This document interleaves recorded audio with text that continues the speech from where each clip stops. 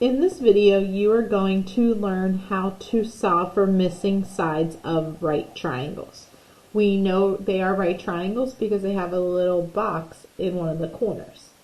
The formula is right here on how to solve for a missing side length of a right triangle. A and B are always your shortest side, and C is something called your hypotenuse, and it sits across from the right angle. They're going to give you side lengths, and you're just going to plug it into the formula of a squared plus b squared equals c squared to solve. Okay, so let's start with our first example. It says find the exact length of the third side, so no decimals. I notice the side across from my right angle is missing, so that is my C. My other two sides are my A and my B. So the formula is a squared plus b squared equals c squared. A is 11, so I'm going to replace A with 11, and I'm going to replace B with 60. And we don't know C, so I'm just going to rewrite it as c squared. Now in your calculator, you are first going to figure out what 11 squared is. So you're going to hit 11 and go to the squared button right there and hit enter.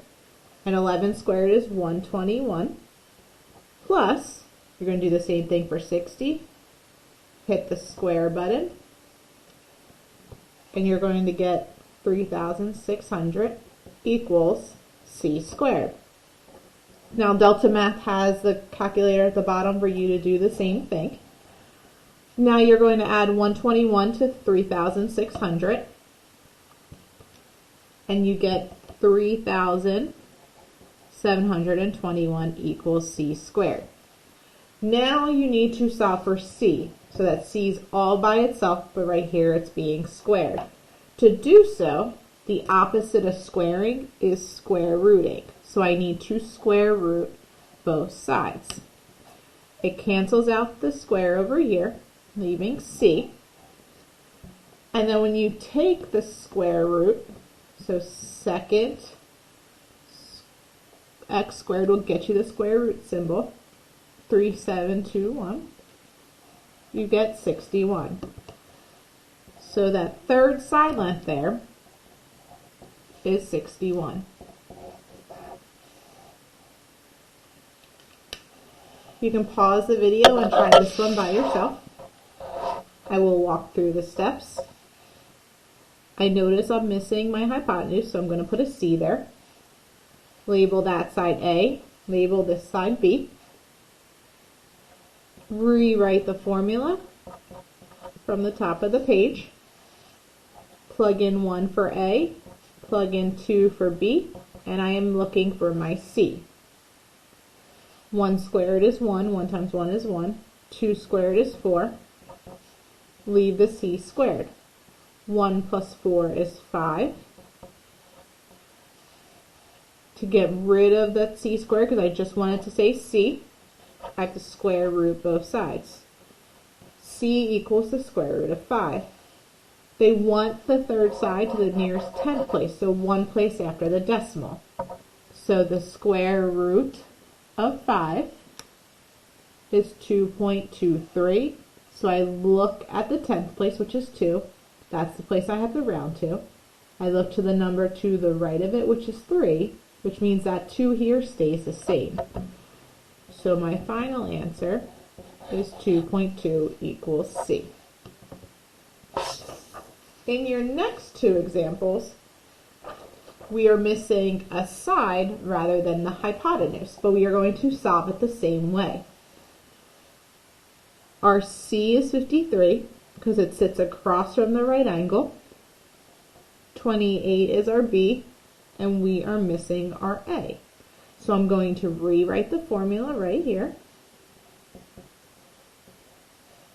and I'm going to solve. We don't know what A is, so I rewrite A squared plus 28 squared equals 53 squared. A squared stays, plus, I figure out what 28 squared is by doing 28 squared, or 28 times 28. And I get 784 equals, and 53 squared, 53 times 53 is 2,809. Now it's just a regular two-step equation. Because it's plus 784, I'm going to subtract 784 to the other side. A squared equals 2,809 minus 784 is 2,025. I want to get A by itself, so I square root both sides. Square root of 2025 is 45. So that third side here is 45.